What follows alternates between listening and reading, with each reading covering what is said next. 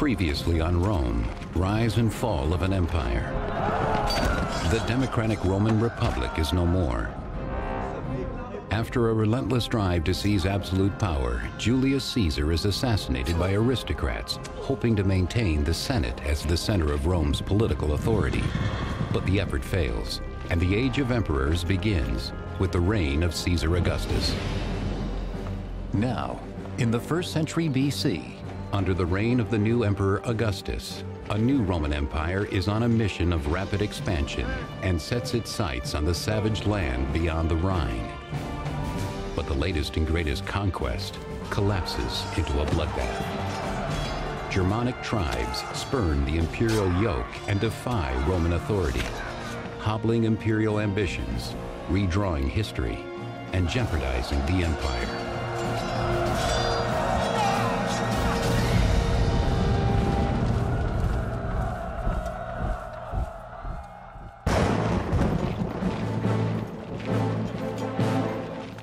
Gaul, 1st century BC. Rome takes its first steps to world domination.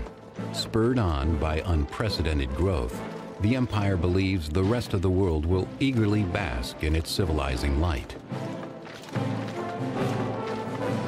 Emperor Augustus consolidates power after the murder of his great-uncle Julius Caesar, and Rome rises and spreads its influence across the known world. Augustus was Julius Caesar's relative who became, in our terms, the first Roman emperor.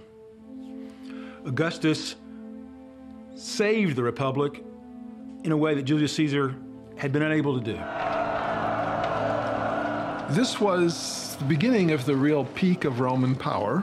It was rapidly expanding its imperial frontiers and had had a series of stunning military victories. Many in Rome felt that the state was invincible. The beloved Augustus has triumphed in his difficult task of melding the democratic values of the old republic under the power and leadership of an emperor. Augustus saved the Republic by becoming its #1 and sole leader, in fact, but by saying and convincing other people that the Republic was still what it had always been, a cooperation among people up and down the social ladder for the good of all. After 35 years of successful rule, Augustus sees his greatest achievement as the massive expansion of Roman territory. To him, it is more than simple military conquest. There is a higher mission as well. Romans, after all, are superior. The Romans also felt that they had a mission to take Roman civilization to other people who didn't have it. So they thought that they had a cultural mission to bring law and, as they saw it, justice to people who were living without it, the people they called barbarians.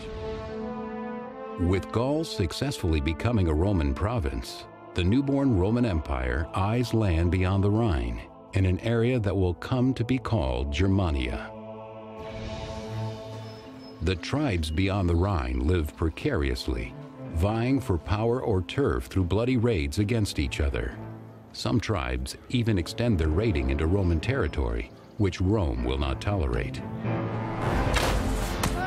The empire sees these barbarians as savage, unpredictable, dangerous, and worth conquering. There has been much debate about what Rome was doing east of the Rhine. The big question is, was Rome trying to establish a new province between the Rhine and the Elbe, or was Rome simply conducting punitive raids to try to stop incursions that had been coming across the Rhine from the east? Most scholarly opinion now suggests that Rome was really trying to establish a new province. By 9 BC, Emperor Augustus sends General Tiberius on a campaign across the Rhine. The relationship between the Romans and Germans is very problematic. You have people who are willing to work with the Romans and people who hate the Romans. And what this goes back to at times, no doubt, is a jockeying for power among the German tribes within ancient Germany, Germania itself. Tiberius, a well-connected and effective soldier, is heir apparent to the imperial throne. In Germania, he courts a leader of the Cheruscian tribe, seeing a potential ally. The Romans became allies of some of these barbarian groups because those groups wanted Roman help against their fellow barbarian enemies. And the Romans wanted to expand their territorial control and also their, as they saw it, civilizing mission further north. The Cheruscian chieftain welcomes an alliance with Rome. Though his people have no interest in Roman ways, they crave the empire's protection and prestige. They had a lot to gain from the relationship with Rome, particularly their ruling elite. Economically, there is access to Roman products. What's more important is that Roman products enable a person to show status. The young Germanic prince, happily playing Roman soldier, will learn to be a shrewd player of Roman politics.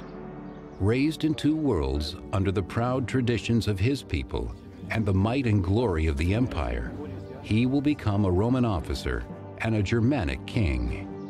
His name is Arminius.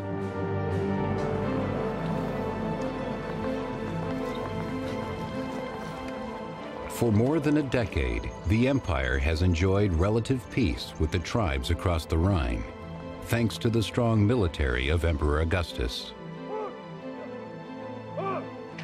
Augustus is a military dictator who is going to have to fight constantly in order to establish an empire that's actually going to be stable for a full 2 centuries. Arminius, the young Germanic prince now in his 20s, has become an auxiliary commander in the empire's service. These auxiliary troops recruited from Rome's provinces are a crucial supplement to the Roman army's 28 official legions.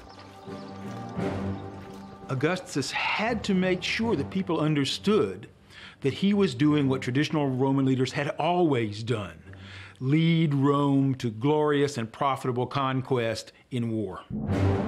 In 6 AD, Roman General Tiberius travels from Germania to quell a violent revolt in the volatile Roman province of Pannonia, roughly modern Hungary and Austria. Tiberius directs all his forces in Germany against the insurgents, who are rejecting Rome's taxation and intrusion into their way of life. When the Romans tried to push Romanization of the barbarians, to make them live more like Romans at a pace faster than the barbarians wanted to go, then the barbarians said, "We won't go there." The revolt against Rome will last 3 grueling years, stretching the Roman army thin. Emperor Augustus sends in auxiliary troops. Arminius fights in this campaign, mastering the techniques of Roman warfare and distinguishing himself to his Roman superiors.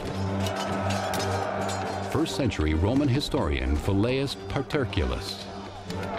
Brave in action and sharp in mind, Arminius had an intelligence quite beyond the ordinary barbarian, and he showed in his manner and in his eyes the fire of the mind within.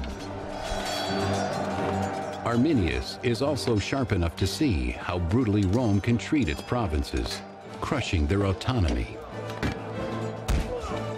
I think he might have seen many of the native Pannonians in very much the same position as his peoples back in northern Germany. And he may well have seen a reflection of his own community in some of those places in Pannonia. Still, in service to the empire, Arminius fights on, mustering his auxiliary forces alongside the Roman troops of General Tiberius. As Rome fights to keep Pannonia in line, back in Germania, the empire building progresses smoothly. Arminius's people, constructing roads and other civil projects under Roman watch, are beginning to see the benefit of Rome's intrusion. For the barbarians, especially those against the Rhine, who really weren't living in a Roman world, they could still see the attractions of what we call Romanization. developing a life more based on trade and commerce, building larger communities as opposed to very small separate communities the way they had traditionally lived. 3rd century historian Cassius Dio.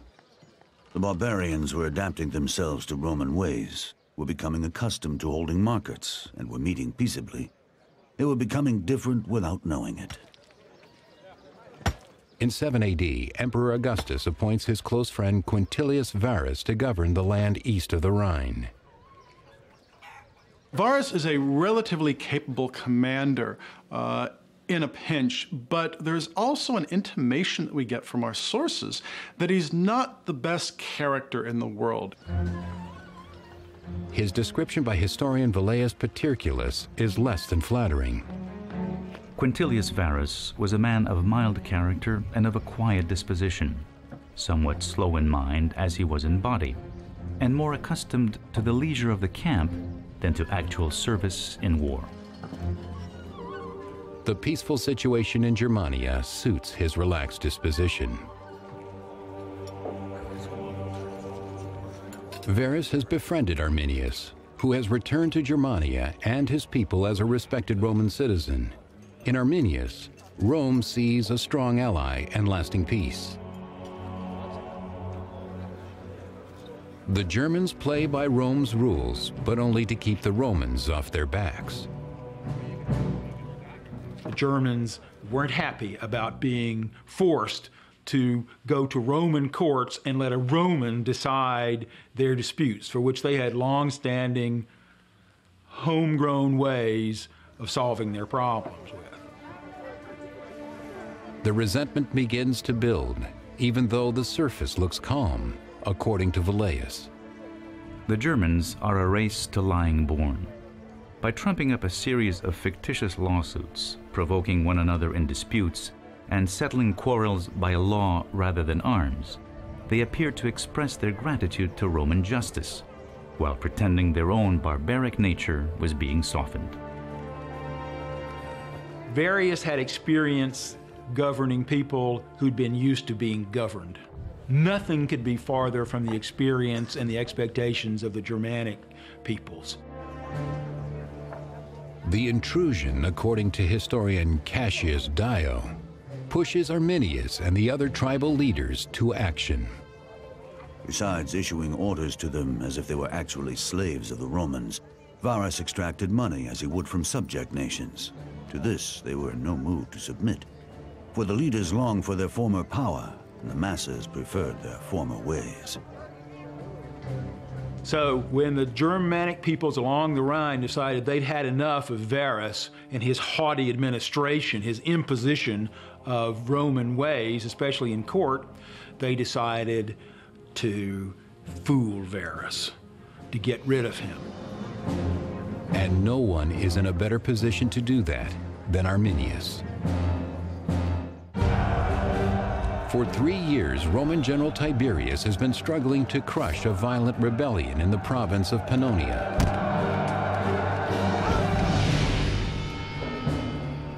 At last, in 9 AD, he is seeing his efforts rewarded. As the insurgents are defeated or surrender, victory is within his grasp. But as order is restored in Pannonia, unknown to the Romans, the situation in Germania is about to explode into chaos. In this supposedly peaceful province, Roman Governor General Varus has pushed to establish Roman rule and pushed the Germans too far. The proud German barbarians, under their leader Arminius, have grown tired of paying Roman taxes and being treated as slaves on their own lands. Refusing subservience to Rome, they decide to take up arms against the most powerful army in the world. Not all of the German chieftains are convinced by the plan. One, a man named Segestes, fears the risks are too great, but Arminius sways the others. For a man like Arminius, at this point in his career, and he is acknowledged as the dominant person among his people. This is a great honor for him. To become just a client in some kind of provincial structure, an unclear category, is something he just didn't want to do. Arminius has fought alongside the Romans, and he knows the Roman army is an army of power, not stealth. So he had the opportunity to learn Roman tactics and to learn how the Roman army operated and what it could and could not do, what its capacities and capabilities were, how it deployed, how it fought. Arminius knows about Rome, and he knows the Romans underestimate Germanic resolve. He tells General Varus everything he wants to hear. Historian Velleius Paterculus. Arminius used of the negligence of General Varus as an opportunity for treachery, wisely seeing that no one could be more quickly overpowered than the man who feared nothing. He knew that the most common beginning of disaster was a sense of security. Part of the problem was Rome's bias, Rome's overconfidence that it could defeat anybody, that nobody up in these northern regions far from the Mediterranean could possibly mount a successful defense against Rome. If the Germans are to strike, they must do it soon. Their enemy is stretched thin by other battles and completely unsuspecting. The Germans set their trap in the soggy, tree-clogged Teutoburg forest in northwestern Germany. And what Arminius had done was, it must have taken several weeks and several hundred men. They actually constructed a 5-foot-high, 15-foot-wide wall, complete with fences and presumably some camouflage as well.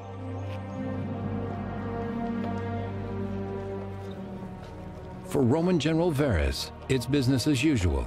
Unaware, he and his troops of the 17th, 18th, and 19th legions prepare to pull up stakes and make their seasonal move to their encampment to the west.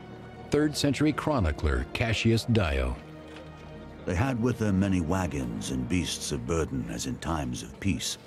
Also many women, children, and servants were following them. Their armor and their equipment is probably being carried in a wagon or by pack animals, because nobody could carry 70 pounds of armor and 40 pounds of pack day after day. They're chatting with their common-law wives, or arranging for somebody to come and polish their armor that night, or thinking about the evening they're going to have drinking with the prostitutes. The last thing on their mind is immediately forming up into battle formation. In the midst of his preparations, Varus receives a visitor. His old friend Arminius, now in service to Rome, has just returned with news of a tribal conflict to the west. Arminius tells Varus his presence there is needed to restore order. The supposed uprising is in an unfamiliar territory called Calcrisa, but it's only a short detour from the Roman fort at Haltern, Varus's intended destination.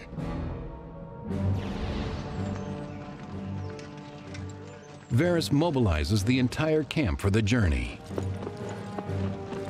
So here's Varus, having been drawn into German territory through his own pride, but coming, he thinks, on a civilizing, law-giving mission.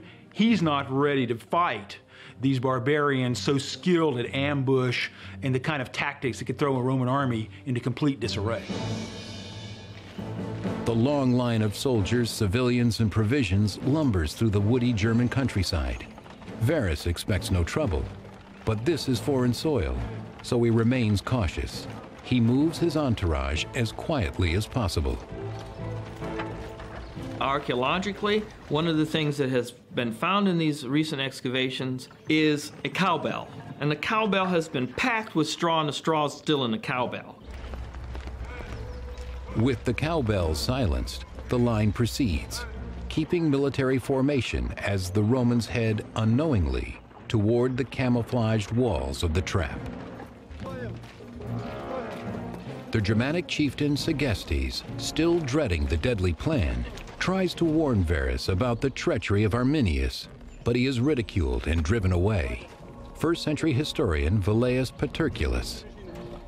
Segestes demanded that the conspirators be put in chains. But fate now dominated the plans of Varus and clouded his mind. Even though Varus had been told by other barbarians, don't trust those guys, they're going to betray you. But Varus thought he was a judge of character and he could tell who was his friend and who wasn't.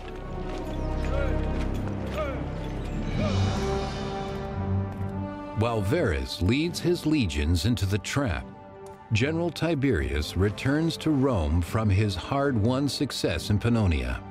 For Emperor Augustus, the victory of Tiberius proves the supreme might and power of his empire, an empire believed to be invulnerable. As the Roman Governor-General Varus moves his troops westward to their fortress, he makes a detour to settle an uprising his friend Arminius reported to him. In truth, Varus is being led into a trap deep in the Teutoburg forest, in an area known as the Calcrisa Woods. They had to stay on a very narrow track of sandbars with, on either side of them, marshy forested environment, very difficult places of passage. It seems that the Roman column had to become narrower. Roman soldiers were accustomed to marching 6 or 8 abreast. They probably had to change and march maybe 4 or 2 abreast here.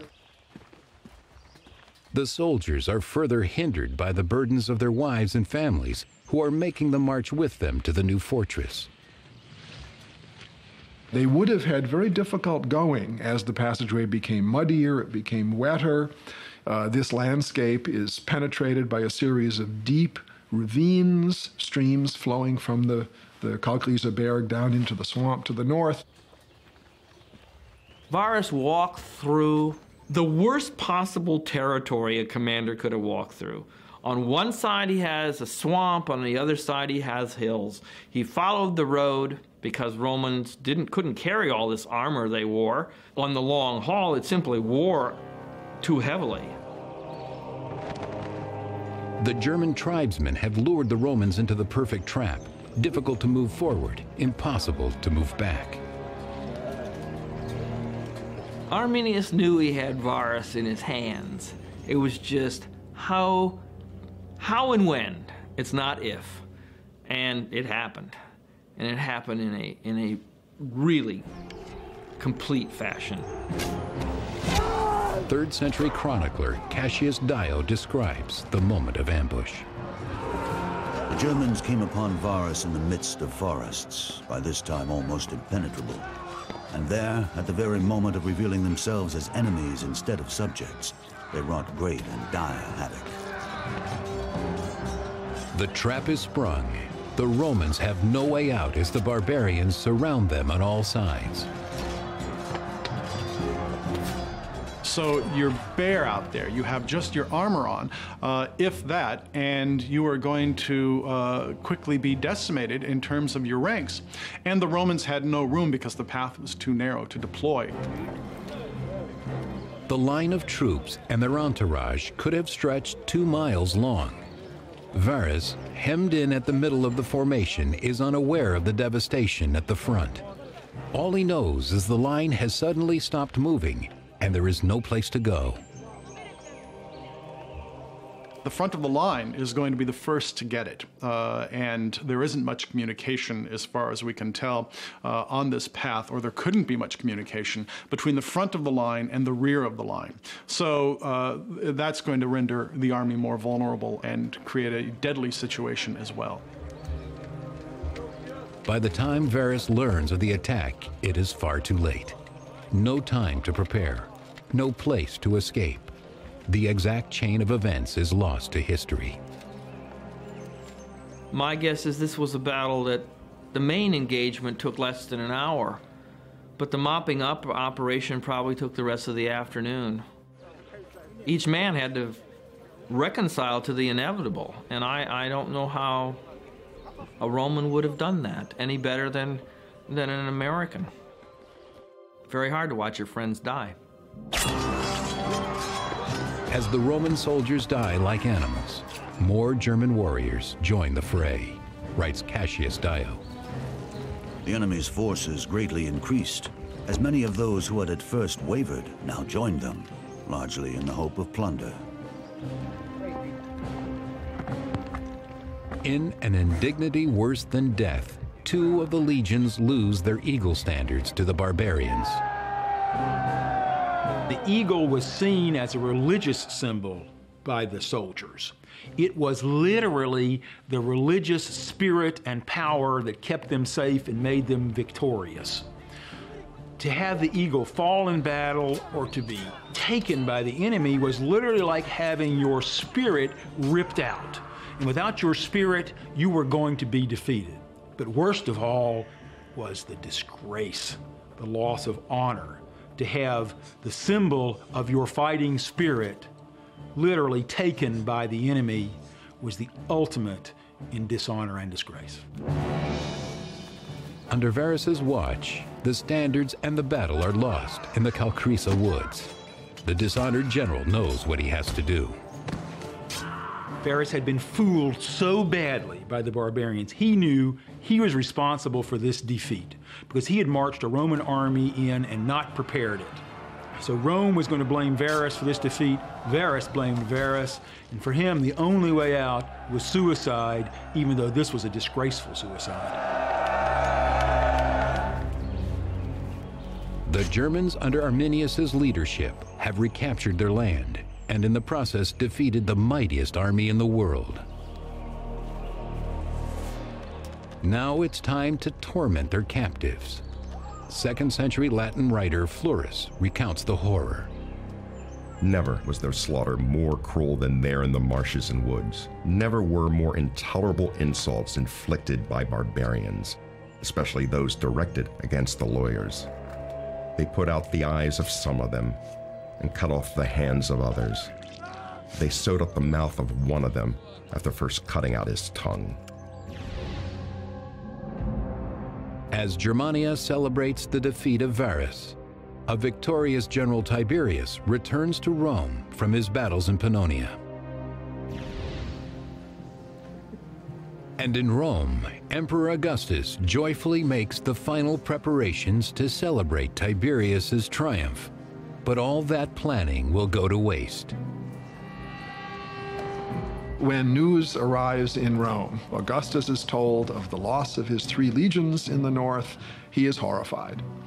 And supposedly he screams repeatedly after this, "Varus, give me back my legions." This was a shock because Rome had had a whole series of military successes. Rome believed these people in the north could be easily defeated. Yet here comes this news that 3 entire legions, 15, 20,000 men, were destroyed in one fell swoop in a totally unexpected disaster. And now that the Cherusci and other barbarian tribes have slipped their leash, what can stop them from destroying Rome?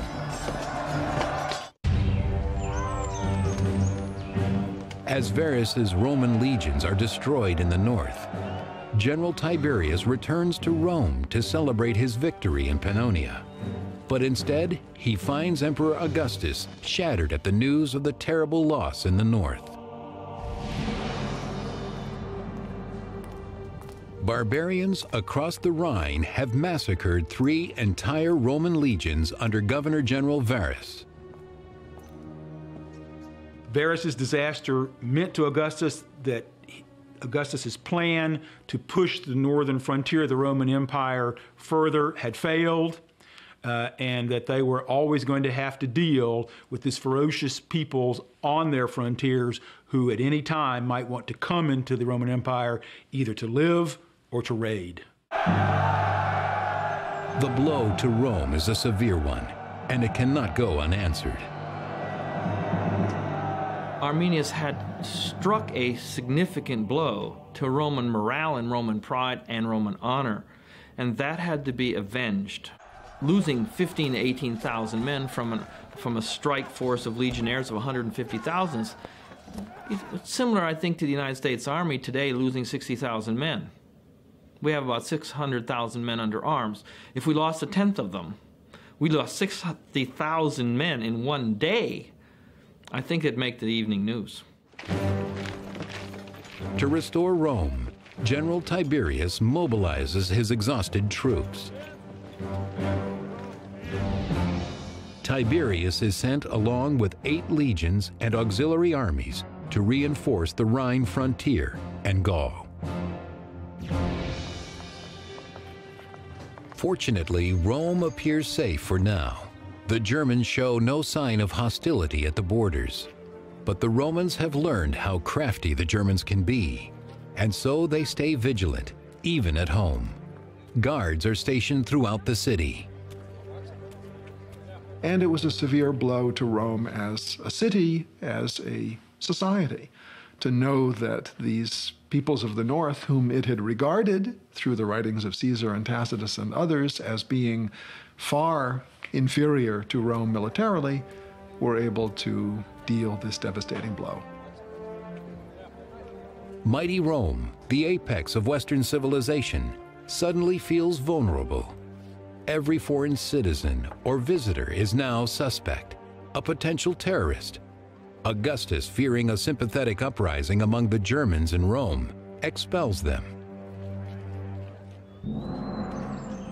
While all of Rome quakes with fear, the Germans beyond the Rhine are jubilant. Arminius celebrates his victory over Rome by taking a bride, Thusnelda. She is the daughter of rival chieftain Segestes, who had tried to warn Varus of Arminius's treachery. Very much against her father's wishes, she allowed herself to be kidnapped by Arminius. Because German women were strong, they would kill their men if they were retreating from battle. They saw themselves as worthwhile. They wanted to be allied with the best possible man. Thusnelda, that was Arminius' wife's name, saw Arminius as the very best man among the Germans, and she wanted nothing less for herself. The victory against the Roman legions has earned Arminius tremendous clout. Now, as king of the Cheruscian people, he forms a coalition of tribal leaders. Arminius thought that this spectacular defeat would give him the purchase, the fame, to be what the Germans had never had, a king over everyone.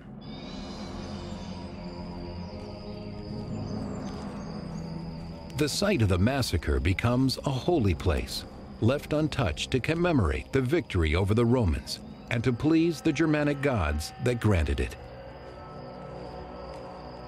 The Germans worshipped in groves, as far as we know. They kept images and various statues and animal totems in their forest.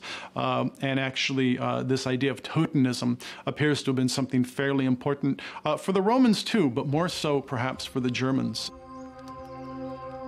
And so, as Rome staggers, the Germans revel in their barbaric success, keeping the Roman weapons as a sacred reward. Things like swords and spearheads and shields took a lot of time and a lot of material to make. Economically, they were very precious, but it does seem that in many of these circumstances, their ritual value was more important. And for that reason, these were deposited sometimes by the thousands. And we even find weapons with ornamentation in silver and gold on them, indicating officer status. Through violence and cunning, the Germans have snatched their land back from the Roman intruders, at least for now. But Rome is not giving up. The Romans realized they had a big problem along the Rhine. And after they were able to regroup, which meant finding more soldiers, trying to build new alliances with the barbarians, they began, after some time, to send expeditions across the Rhine, both to try to pacify the area, but also to regain their lost honor, because the defeat of Varus had been so disgraceful.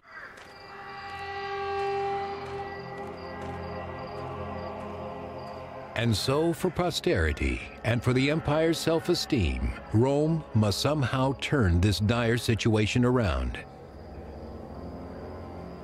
13 AD, 4 years after the massacre, Emperor Augustus sends the aptly named General Germanicus and his troops to engage Arminius and the Cherusci barbarians.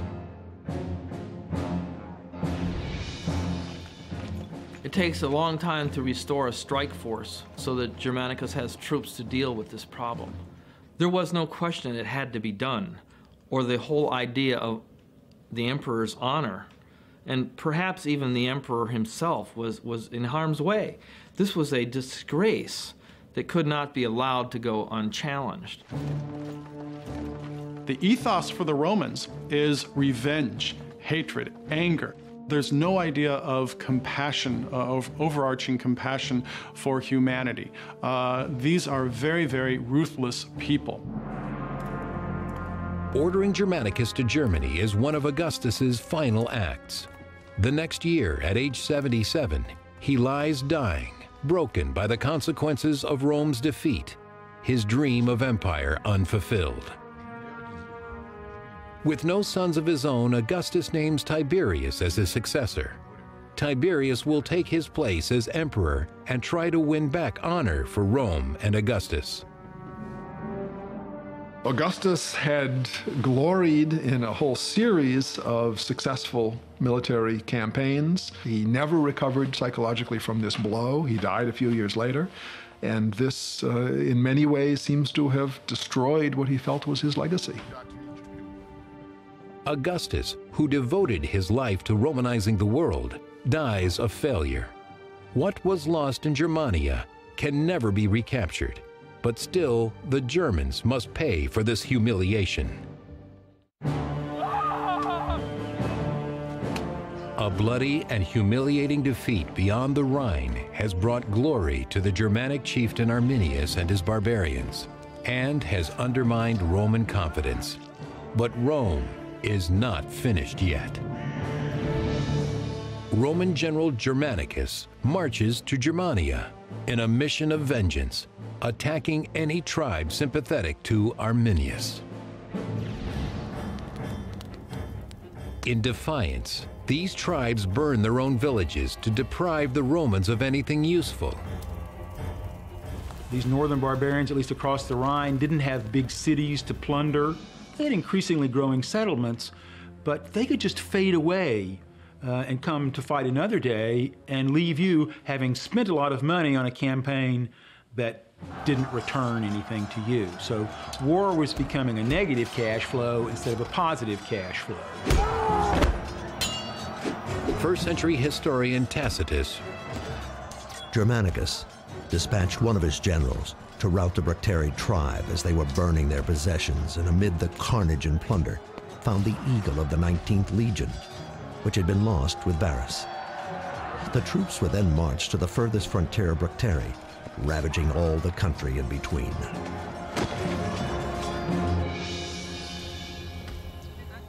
On their campaign, the Romans rescue Segestes, the rival chieftain imprisoned by Arminius. But the humiliation doesn't stop there. Most devastating, the Romans seize Segestes' daughter, Thusnelda, now pregnant with Arminius' child. She was captured by the Romans and taken to the capital as proof of how successful the Romans had been at defeating Arminius and making his life miserable, even though he had been the one who had destroyed Varus and his 3 legions. In 15 AD, 6 years after the ambush, the Roman army comes to the Calcrisa Woods massacre site, now a sacred Germanic monument to their victory. They found the actual site of Varus's defeat, at least the ultimate moment, because there were still broken weapons scattered around, there were skulls nailed to the trees. Oh, the scene was awful. It was virtually a plain full of white bones, except for most likely the officers who would have been, if they were captured, sacrificed by the Germans, who did practice human sacrifice by, hanging or slitting the throat. First-century historian Tacitus describes what the Romans encounter. In the field were whitening bones, scattered where the men had fled and heaped in piles where they had stood. Lying nearby were broken weapons and limbs of horses, while the skulls of men were nailed to tree trunks. Not far away stood the barbarian altars, where they had sacrificed the tribunes or senior centurions. So the scene was pretty emotional, certainly for Germanicus's men. Some realized that these could be relatives, these could be friends, these could be comrades in arms that I'm burying. And burial of the dead in antiquity and doing rites by them is extremely important to keep the dead in their place, to make sure they don't come back to haunt you. First-century historian Tacitus. The Roman army buried the bones of the 3 legions, no man knowing whether he laid to rest the remains of a stranger or a kinsman. But with anger rising against the enemy, all simultaneously mourned and hated. Symbolically, it was really important for Rome to show that it remembered its fallen veterans and that it was never going to give up trying to reclaim the honor that had been taken from them by the incompetence and arrogance of their commander. To the Germans who see the killing field as a holy memorial, the burial is a desecration. As soon as the soldiers leave, the Germans exhume the Roman bones and re-sanctify the site of the massacre. Arminius, believing he had soundly defeated Rome 6 years ago, is livid that the Romans have come back and confounded by the sudden turn of events. Tacitus recounts his rage. Arminius, with his naturally furious temper, was driven to frenzy by the seizure of his wife and the foredooming to slavery of his unborn child. He flew into a rage, demanding war against Augustus, war against the empire. And war did come. Once again, Arminius's stealthy forces, familiar with the landscape, exploit their advantage over the unwieldy Roman troops. A legion is overwhelming, where you can choose the battlefield. Flat and expansive. Room to maneuver in tightly packed units. This was none of those things.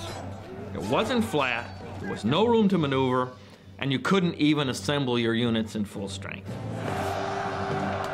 But Germanicus sets a trap, luring the enemy into the open and then pouncing. The Romans win the battle, but not the war.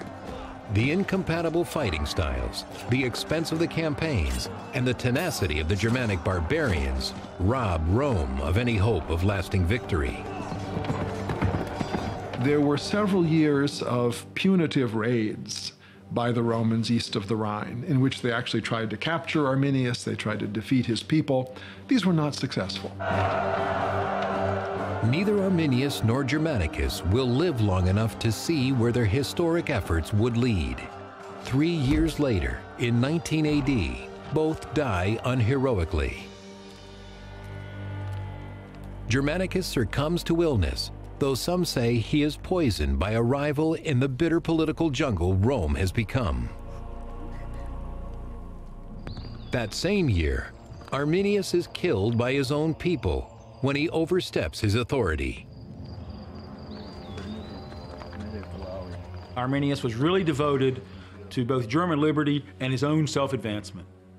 Arminius wanted to be the king of the Germanic barbarian tribes. They didn't want a king. They wanted autonomy, and Arminius had given them that, and in the process, changed the shape of Rome. We could think of this battle as being the battle that truly stopped Roman expansion at that point. Had the battle not happened, who knows how far eastward Rome might have conquered, through all of Germany, into Poland, possibly even eastward into Russia. We just don't know. After Teutoburg, Rome deems the risks of expansion too high, the benefits hardly worth it. But soon enough, the lure of foreign conquest becomes too seductive to ignore. Next on Rome, rise and fall of an empire. In 47 AD, Emperor Claudius leads a campaign to the edge of the known world, the mysterious island of Britain. But the inhabitants violently reject Rome's domination, drawing the empire into a savage guerrilla war.